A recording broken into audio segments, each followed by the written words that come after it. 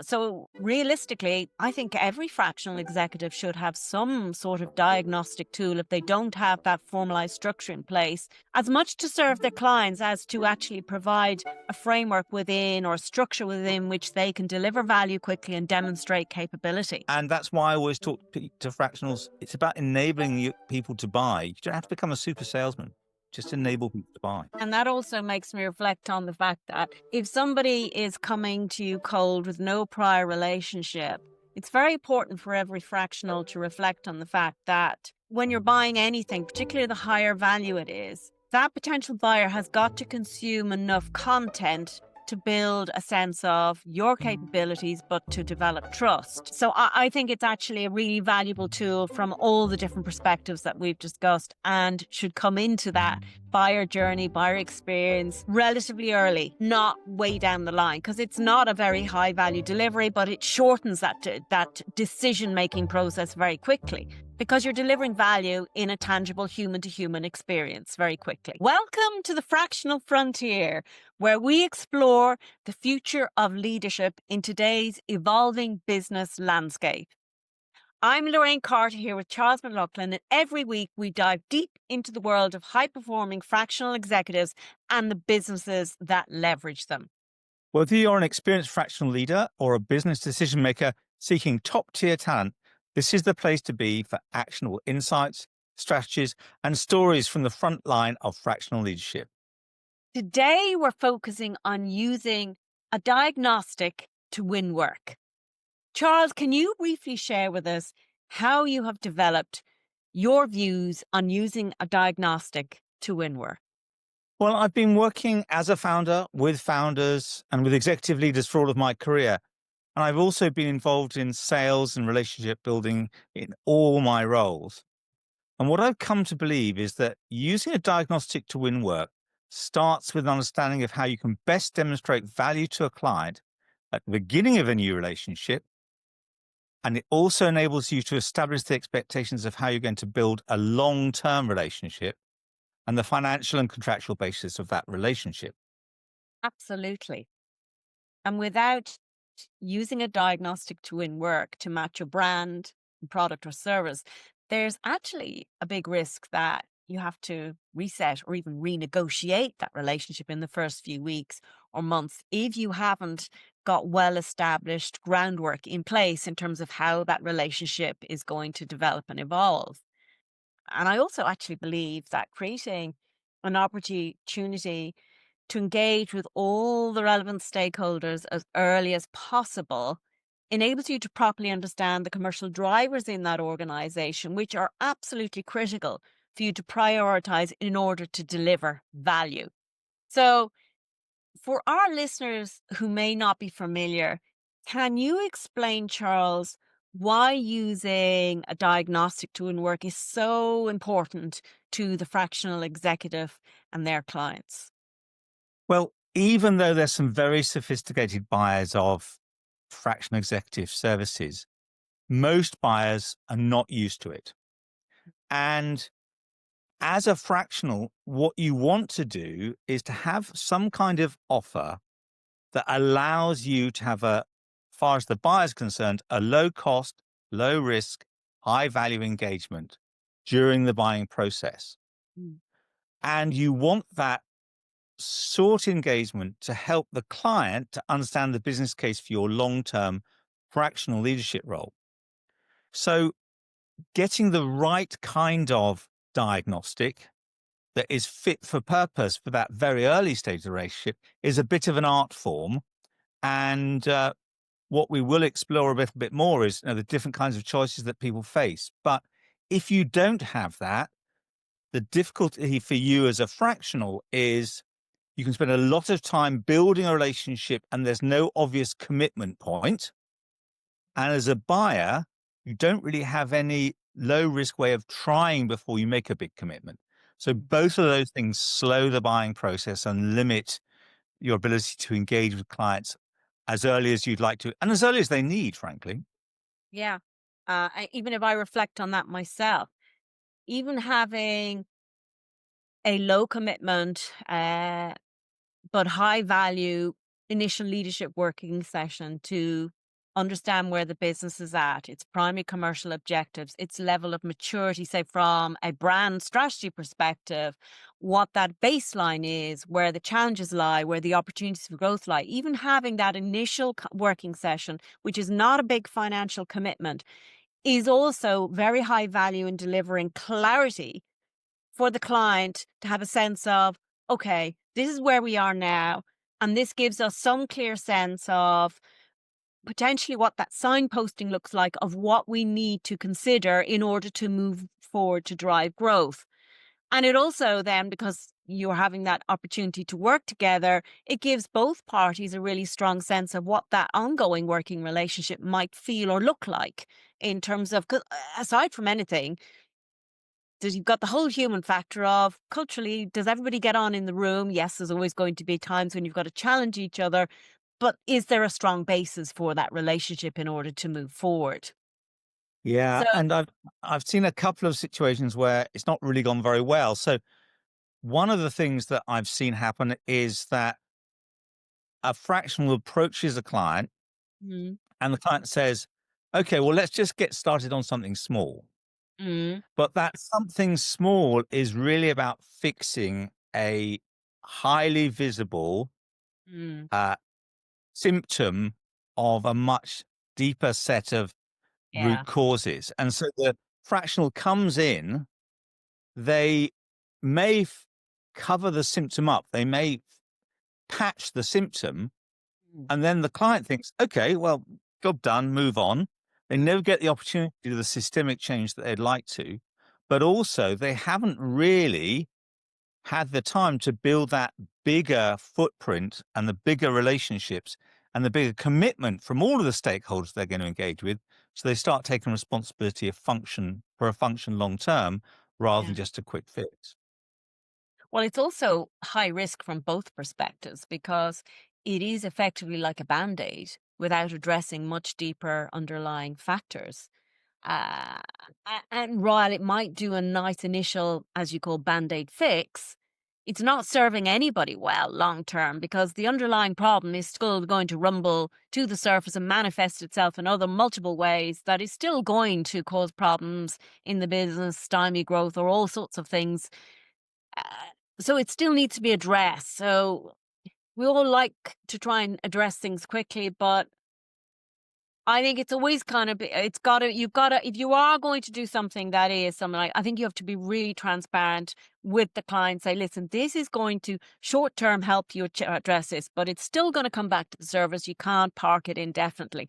So we can help address this, but there's a longer term scenario here, and these are the reasons why." So there's high level of transparency. I think the other thing is that sometimes these fractional relationships just drift into being. So they say, "Oh, can you come along and help me with a client presentation?" And then they say, "Can you come and help me do a bit of this? And could you sit down with our marketing person and review our brochure?" And then, you know, and you incrementally get sucked in, Mm, but you're doing a series of ad hoc pieces of work mm, which are useful to the client, mm. um, but they're really covering the busyness and not building the case that you need to be there month in, month out to make systemic change. So Yeah. that drift, and the risk is that drift actually turns into either um, an interim role of 3 or 4 days a week, which means you've struggled to stay fractional, or Mm, a drift of where you're doing lots and lots of low value work, and you start to look very expensive, that low value work. And mm. then the relationship comes to an abrupt end when the client says, hang on, why am I spending £1,500 a day for you to review a brochure? Exactly. Because you're getting pulled into non-strategic operational things, but like a fractional role does involve rolling up your sleeves and getting down to the nitty-gritty. But that is only a small piece of the equation. If you're not intentionally addressing those deeper strategic issues, whether you, in terms of how you engage or how the client best understand how to leverage what you're bringing to the table, then actually nobody is getting the best out of the situation. It's certainly not great for a long-term working relationship either. It just undermines. So I was going to ask you, what are some of those challenges you've seen fractional executives grapple with? Is there anything else you'd add to that in terms of, well, how can a diagnostic be used to address those issues and prevent those happening so you're not doing this ad hoc stuff that is more operational than strategic? Yeah, well, I think there's two um, temptations, I suppose, for fractional leaders. One is they want to do, particularly if they come from a consultancy background, they want to do a really detailed, comprehensive, exhaustive um, diagnostic and due diligence review of the function. Um, and they will then deliver, a wonderful report with a great thud factor and detailing all the things I identified and producing 20 recommendations and maybe even a project plan for implementing them. But the buyer, who should be the CEO, is never going to read it. Um, the organization that would need a fractional hasn't got the capacity to implement that at pace. And so it sits on the shelf, and everybody breathes a big sigh of relief because now we know what's going on and we don't have to do anything. Um, Mm. Rather than actually seeing this roadmap exercise as primarily a way of communicating and building relationship. Mm. And at one level, what you discover is not the most important thing. The most important thing is you get an opportunity to talk to all the different people, understanding what's going on, and then in 4 or 5 slides, present a picture which shows where we are today, where we want to be long term, and what the staging post is in the middle. Um, Mm. and then you can focus it on here are the key actions that could increase revenue, reduce cost, or enable you to better manage risk. Yeah. Um, the other end of the spectrum is they want to do something even more lightweight. So they'll say, well, let's just do a 1 day workshop. And they'll get 4 or 5 people in a room. One day ends up being 4 or 5 hours. Everybody has a great time in the workshop, but it hasn't got enough energy around it and follow through around it for it to become actionable. So they all think we had a wonderful time, and then they go back to their day jobs. And you're sat there trying to turn that workshop into a proposal, into a sales activity, um, so that you've got an ongoing piece of work. But they were just buzzed up about the workshop and then you just go back home. So it's Mm. finding that Goldilocks place, but that avoids too much detail on the thud factor, and a workshop which is a great chat but doesn't lead to any action. And that's really combination of knowing that and experience, because anybody who's a subject matter expert, as a lot of fractional executives are, has that huge temptation to put in lots of detail. And the discipline is knowing where to reduce that so it's not overwhelming, it's not overloading, and there's enough three solid actionables out of that with really clear signposting that gives a sense of where you're going to go to get that solution to drive growth, but doesn't necessarily provide that solution. And people leave with a roadmap, knowing, yes, that was a really positive experience. Now I know next step. What's the next action I or we need to take to move this forward? So, really, what you're looking at is they're not leaving with a sense of completion, they're leaving with a sense of incomplete. We've got something that's got us here, but this doesn't feel finished, and he shouldn't feel finished. Absolutely. Um, and I think that's quite a fine balance because, again, as the expert, you'd like to give them all the answers straight away. Yeah. But the truth is, you don't know them because you've not been with the organization for long enough. And also, they would not know what to do with all the answers straight away. No, it's overwhelming. Yeah, yeah. So, what kind of frameworks or approaches are you using to help fractional executives develop or provide that effective roadmap tool for their prospective clients, and also to help them shape how they're going to work or set up some framework around how they potentially work with that client? Yeah. Well, I have a software development background, and I came across something called the capability maturity model. Mm, And very early on in my journey of helping people to become portfolio executives, I worked with an HR professional who wanted to avoid being an HR consultant and wanted to be a part time head of HR for a portfolio of knowledge based businesses. mm, And she wanted this tool to get in there and start to build a story. And we built something together. And what I found with the capability maturity model is it combines power and simplicity. mm. So some of you may have been involved in business process reengineering and all that, or um, package enabled business reengineering, or all of that stuff where you lots of complex analysis of processes and hands off and efficiencies and so on. The great joy about the capability maturity model is you don't have to ask what the process is. Mm, You're not trying to determine whether the process is good, bad, or indifferent. mm, What you're trying to understand is how mature is that process? So if they have a process which is at level 3 standardized, so it's consistently and universally applied, then you can start to add some measurements to that, level 4, and continuous improvement of both the measurements and the processes, level 5.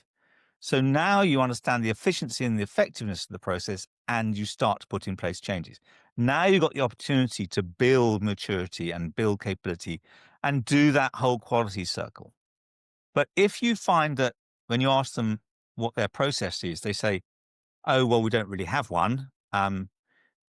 Joe or Martha decide what they're going to do in the moment. Or it's so customized, we just do what's right at the time. Then they're at level 1. We don't have level 0 because it's embarrassing. Level 1. And if they're starting to get, okay, a few policies or some guidelines or a few templates, so at least there's an emerging way of doing things, then they're at level 2. yeah. And what you can do is then present a very simple picture which shows for each of the key themes involved in that function, where are they on the maturity level? And even and then there's still a lot to do because it's very unusual for somebody to be optimizing in every single process in their organization. And from the fractional executive's perspective, am I right in saying that if they have this framework or capability, or like your capability maturity model that you're describing, if they have this, they could actually then, within their domain of expertise and where they ideally want to support the client, they can have this where they can deliver it without having to do in-depth customization, because they're still going to get an evaluation that's of value both to them and the client without having to do a huge body of work.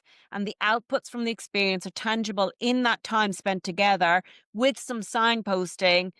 But again, it's not overwhelming. It's something that a client can take away. Well, there's 3 things we need to start looking at here. Would that be a fair summation of what you've That's described? absolutely right. I mean, the key things from my point of view is you have today, you have where you need to be in 3 or 4 months' time to really start making a difference, and where you need to be 18, 12 to 18 months after that. Mm, Um, and because you understand the commercial drivers of the organization, because you've been talking to the main stakeholders, mm, then which you move on first is about where the pain is commercially. Is yeah, it that they're running, their costs are out of control, or is it they can't generate enough revenue, or is it that actually when they start doing client delivery, that all sorts of unheard of risks keep coming in? yeah. How do you reduce risk, increase revenue, and control costs? And if you can tell that story very simply in 5 or 6 slides, Mm, then you can usually demonstrate a business case which says, yes, I might cost 5 or 6,000 pounds a month, but in the first year, it's going to be cash neutral because I'm going to save this amount of cash over here, and I'm going to increase your revenue by this amount here. And for every month you don't do that, you're losing this amount of profit margin, which you're just flushing down the toilet because you haven't done it.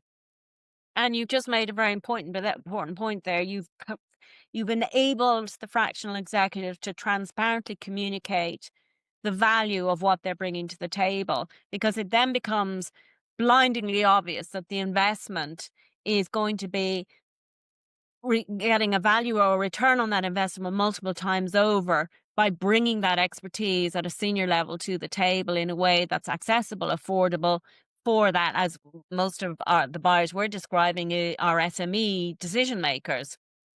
Yeah, to So give you a concrete example with the HR person, there's a well understood metric in the HR world which says that when you lose a member of staff, the cost of replacing them is a well understood percentage of their salary. Quite high, actually. It's often as high as a third. yeah, So, this particular roadmap that we built together, she was able to show that just by reducing the turnover of staff by 6 per year, all yeah. the costs of her first year of work with them would be covered. And given they were bleeding people like nobody's business, it was very believable she could reduce the turnover by 6 people. And you know something, in the current environment, I think that would probably be music to every decision maker's ears, because that is such a huge challenge, talent wise, in most jurisdictions. And even if I reflect on that from my own perspective and the use of the persona brand leadership framework, even if we bring that very top line, you can start demonstrating when you're looking at those ABCs of evaluate where you are now with a brand audit, look at what you need to develop the brand out and build it out with, and then look at how you leverage that and convert that into new business and sales. Even if you take that at its most top line and you take one element out of each piece of that, you can see what can be developed, addressed within the business or organization to drive growth. So realistically, I think every fractional executive should have some sort of diagnostic tool if they don't have that formalized structure in place, as much to serve their clients as to actually provide a framework within or a structure within which they can deliver value quickly and demonstrate capability. Yeah, but there's also a couple of other things I've noticed really matter about this because in some ways the diagnostic is a very powerful tool with which you codify your own understanding Mm, about how the function that you're going to lead brings value to an organization. So by mm, going through and brainstorming the, I don't know, 70 or 150 processes that you're going to group into 5 to 9 themes, now you're starting to say, okay, yeah, these are all the things that I need to be caring about. And mm, actually, this process here, which is write a decent job description, mm. if we get that right, then we'll get better talent who'll be more engaged and better productivity. And if we get that wrong, we'll get the wrong person who doesn't fit and doesn't stay. Yeah. So, one, the productivity increases the return on the salary. And two, you're losing the ability to grow because every time you have to replace a member of staff, there's a Yeah. time lag and a cost. And it's Absolutely. understanding then the business case dynamics of how getting those processes right that starts to allow you to ask the right questions of a CEO during the buyer process so that they can articulate the symptoms they're experiencing, which might be, we never seem to have enough staff on our shifts, Mm. um, and connect that back into process weaknesses that they may have within their environment. Or even culture, Yeah. which is always very challenging. So if the buyer or the fractional is looking at this, both are probably thinking about, well, what kind of pricing is on this, and how does one ensure that the business case is compelling? So in your experience, how would you address that from both perspectives? Like, what is broad, like, it's always like, how long is a piece of string? But broadly speaking, from a buyer point of view, what's a fair investment for that initial phase of, does this professional have what I need? And for the professional, is this a good investment of my resources and time to enable this client and to demonstrate what can be done and to for us to develop our relationship? How would you How would you address that from a pricing perspective? So I invite fractionals to try and understand two things. Mm, The first thing is, what can the buyer sign off without having to talk to anybody else? What mm, I call money they can find down the back of the sofa. You know, stuff that they can put on their credit card and nobody will blink. Because yeah, if they have to consult somebody else, then that slows the buying cycle. yeah. And then the second thing is, I would encourage the fractional to use it to anchor their rate. So let's say you're going to do this relatively lightweight roadmap. The conversation with the buyer might go a little bit like this. So let me do this exercise. It'll have real value in itself. You'll get to understand me better. I'll get to understand you better. I'll be able to work out whether I can help you or not. And you'll be able to see whether there's a business case for me to continue to work with you. And so this is probably two elapsed weeks work because we'll need to go backwards and forwards and discuss it, but we can get it done in a couple of weeks. And it's probably 4 or 5 days of my time. So normally I bill £10,000 for this. But Mhm, because we're starting this journey together, I'm very happy to give it to you for X, which X is what they can find down the back of a sofa, which you've discerned by then. So you might say something, very happy to do it for a fixed price of £4 or £5,000. mm, And what you're doing there then is anchoring in your client's mind that you're worth about £2,000 a day, mhm, and anchoring in your client's mind that if you're doing about a day a week, then that's £8,000. So what you're doing is you're immediately anchoring a value point. mm, Then when you come to negotiate your monthly fixed fee to carry on supporting them, mm, they're already in this mindset that, okay, if the guy's going to do a day a week for us, it's going to cost us, about 8 grand. When you come back and say, I'll do it for 5 grand, because actually, that you're going to manage that down to 2 or 3 days a week, mm, then they think they've got fantastic value. mm, So that's where it sits. And we talked earlier about when you present it and mm. how you leave it open and with more to do. But I think that's how I see the pricing and the conversation with the buyer. And when I've invited people to do that, they find actually it's a very easy conversation. Yeah. I think that's certainly from my experience, that would be a fair evaluation because that's within the range of the kind of clients we're mostly describing and reflective again of the kind of expertise and seniority and experience that's been brought to the table in a way that's very accessible and fundamentally good value. So if you were looking at this in terms of depth and breadth of that roadmap discovery project and the variations and the whys around it, how would you like to expand on that? In some ways, this does depend upon the character of the CEO. Yes.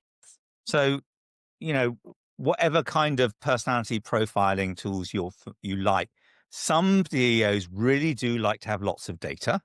Mm-hmm. And some CEOs really like to build an intimate relationship with you. Mm-hmm. And some CEOs want the stimulation of lots of interesting ideas. Mm. And some CEOs just want to get it done and move on. Yeah. And calibrating that in your buyer should change the way you go about it. Yeah. But the flexibility of this is if you've written down your 150 processes on your spreadsheet, um, then in the 4 or 5 conversations you have with key stakeholders, you can probably rate one of those processes in terms of maturity 1 to 5. So Mm. you've got the detail if you need it, but you've also got this very simple presentation at the theme level, which says the strategy theme, you're between emerging and standardizing. And actually, because you are you're really keen to drive further investment into your business and you're constantly trying to raise the next funding round, that strategy theme needs to be much, much stronger, much more robust, and you really need to mature in that area. Whereas some of the other aspects of what you might do, like compliance and risk management and governance, may be less important because investor is less concerned with that if you're in a high growth stage. So it's understanding how those things play. Yeah. And that very much comes back to the experience of not only the decision maker, MD, CEO's preferences or approach to how they like to address work or how they see their priorities, but it's also very much about tailoring your approach because, as you've described, some will be detail oriented and some will absolutely not be, but you've still got to make sure that you achieve the right outcomes and potentially address those gaps maybe with somebody else who's getting involved. With the other is that the CEO or decision maker is either not their strength or not something they want to be embroiled in, and it's delegated. But you still need to address them and have those within your structures or framework because you can't just ignore and leave out the blanks. Because then you're going to run into a different set of problems. Do you want to expand a little bit on, because I know that it's come up in some of the questions, where that capability, maturity model approach came from and just give them better understanding so they can also then reflect back on how they can develop their own framework or develop maybe what they already have so that it is more effective from everybody's perspective, both from their perspective and from the client's perspective. Yeah, it's really interesting the history of this. So the Department of Defense in the US, in the late 90s, well, late 80s, early 90s, they realized they were procuring lots and lots of military equipment. But the challenge in those projects being on time and on budget was no longer the capability of those organizations to do engineering. It was the capability of those organizations to do software development. And they had no frame with which to find out what made a good software development organization, what made a bad one. So an organization was established as a institute at the university in Chicago called the Mm, Software Engineering Institute. And mhm, they built a very rich library of processes that covered all of the aspects of software development and then said, if you want to get to level 5 maturity, CMM level 5, then you need to make sure you got all of these processes in place, which means not only that your software development processes are standardized, but they're also measured and you have an ongoing optimization process flowing through all of that. mm, And so you found that software development organizations were becoming CMM level 5 qualified in mhm, order to be endorsed for procurement by the DoD. But usually what they would do is they try and do this in a tiny little part of their organization just to get the accreditation because it was really hard work and it was really difficult to do. mm, But when I came into big consulting and I was looking at how we could build a software development organization very, very quickly in the boom of the dot-com boom, I thought this would be a great tool to help me to think about it. mm, And then I realized that the principle of capability maturity can be applied to any kind of process environment.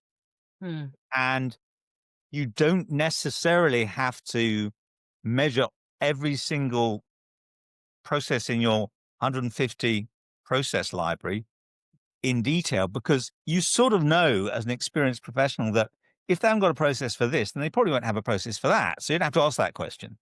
But if they've mm, got a really good process for this, then they'd quite like to have a process for that. So you'd explore that further. So actually, what might be 150 questions becomes a much simpler conversation mm. because generally these organizations that fractionals are working with are less mature. And so most of their processes are level 1, 2, or 3. Well, if you said to, in my experience, if you said to any SME decision maker that you've got 150 questions to address, they'd wilt in front of you at the whole prospect of dealing with that. So, And you never have to ask them all. That's the joy of this approach. yeah, but it's probably not something you want to say either because they'd find it remarkably off-putting straight away. But you bring me to another question, really. And they've got a listener saying, why not just use a simple online questionnaire that will then generate an AI supported report that could give you just as much value and will cost almost nothing? What would your response to that be, Lorraine? Well,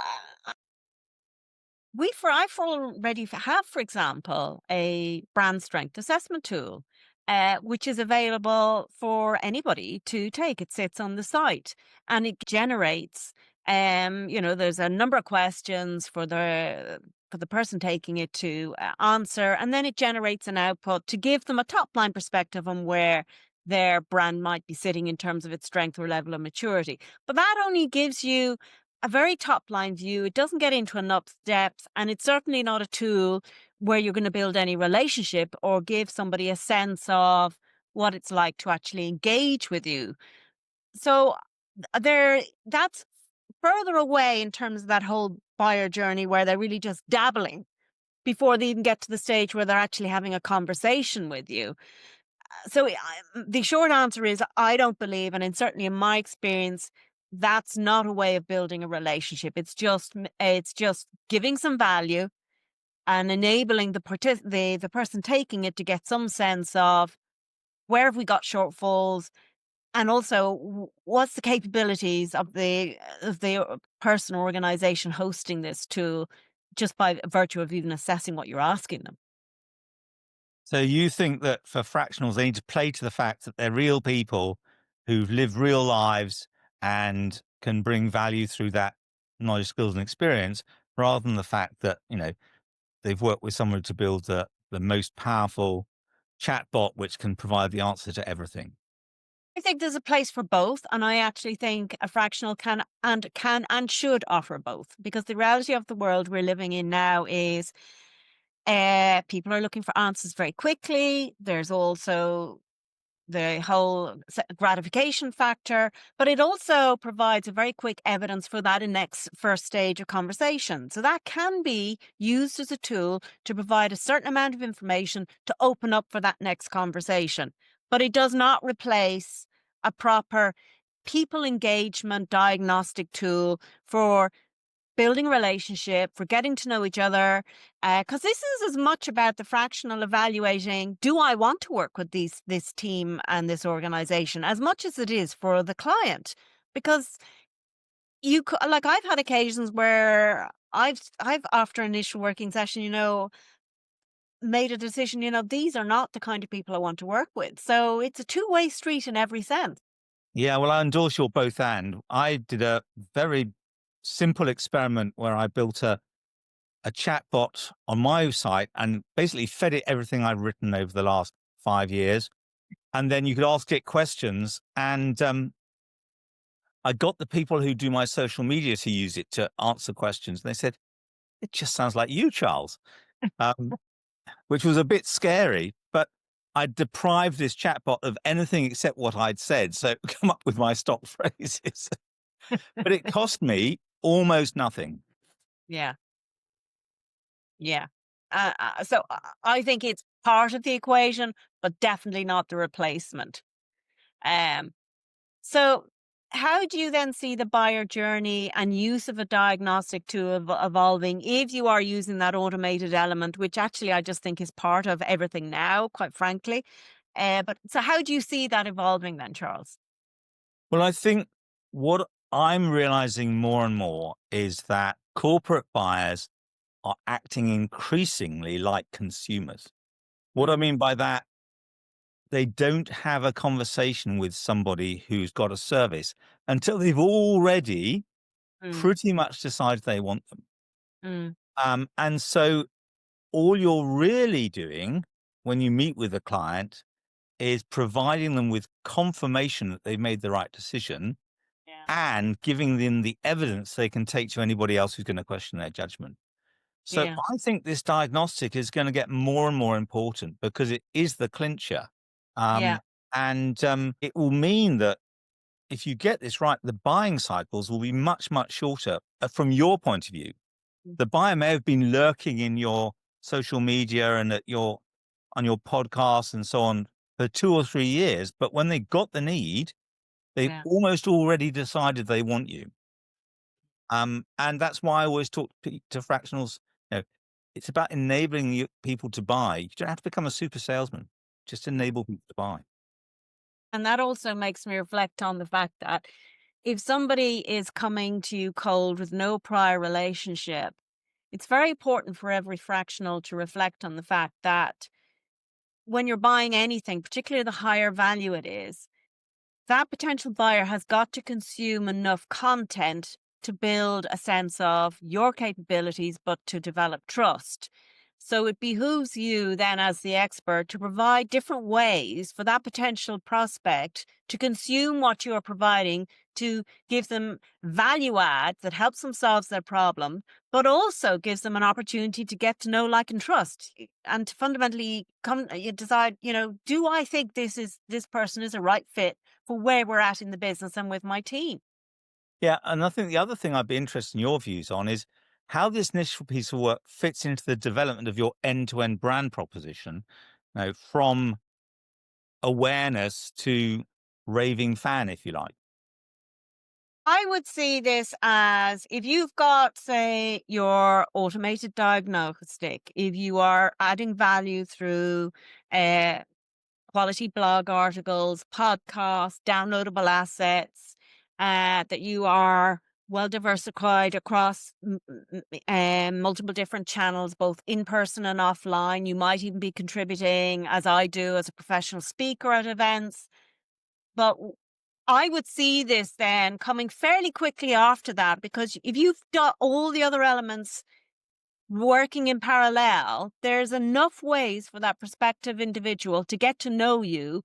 And it's still a low risk, without a heavy investment, to effectively try and test before you really make any further commitment. And if it's not right for either parties, you both walk away without it being a big exposure. It's also a way of setting out how you're going to work together over time Absolutely. and using that initial roadmap to say, okay, Yeah. we said we are going to get this far by this time. Yeah. Actually, we have done these two things and we're way ahead there. This Yeah. thing we realized wasn't so important, but now we know that there's this thing here that we need to really address. So it becomes a way of creating that ongoing value conversation Yeah. with your clients. And you've got a framework in place that the client can then see where they're at different stages, depending on what's most relevant, and where the gaps are that they need to, and then how it's going to get them to where they need to get to in terms of their goals and objectives to drive that growth. So I think it's actually a really valuable tool from all the different perspectives that we've discussed, and should come into that buyer journey, buyer experience relatively early, not way down the line, because it's not a very high value delivery, but it shortens that decision making process very quickly, because you're delivering value in a tangible human to human experience very quickly. Well, there we go. Thank you so much, Charles, for sharing your perspective and all those insights around using a diagnostic to win work. Can you share with our listeners where they can find you and learn more about how you support fractional executives? Yeah, I would recommend you go to portfolioexecutive.biz Hmm. or look for me on LinkedIn as Charles McLachlan, all one word. Any other final thoughts, Charles, before we wrap up? I just think that if you go on that process of developing a diagnostic, you'll be surprised how much you really know. And doing that inventory of what you really know can build your confidence as a fractional in a way that no other thing can. That's it for today's episode of the Fractional Frontier. I hope you found the conversation really insightful. And so be sure to follow us on LinkedIn for more exclusive content, and catch the episode on all major platforms. And don't forget to subscribe. And be sure to share if you found today's conversation useful. So, anything else? Then please do get in touch. Thanks for exploring the fractional frontier with us, where leadership knows no boundaries.